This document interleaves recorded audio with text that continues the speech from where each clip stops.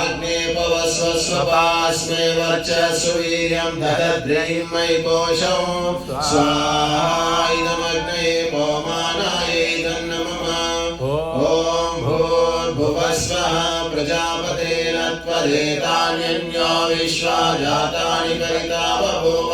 यत्कामास्ते व्योमस्तन्नो अस्तु वयं स्याम पतयोरयीनां स्वाहा इदं प्रजापते इदं नमः ॐ तन्नो अग्ने वरुणस्य विद्वान् देवस्य एडो वयासि जिष्टाः यदिष्णो वैनितमाशोषुचानो विश्वाद्वेषांसि प्रमुग्ध्यस्म स्वाहा इदमग्निवरुणाभ्याम् इदं नमः सत्वन्नो अग्निभवो भवो तेनेदिष्टो अस्यामुषशो व्युष्टो अवयक्ष्वनो वरुणं रराणो व्रीहिमृडीकं सोवो नयेधि स्वाहा इदमग्निवरुणाभ्याम् इदं नमः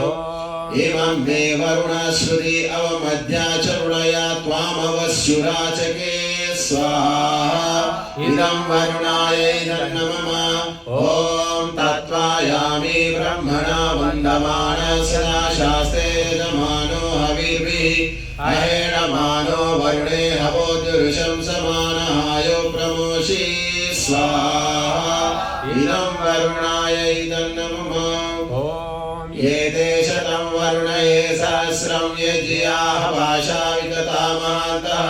तेभिर्नो अद्य सवितोत विश्वे मुञ्चन्तु मरुता स्वर्गाः स्वाहा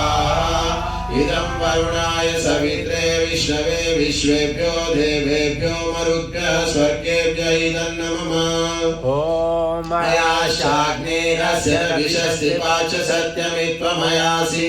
अयानो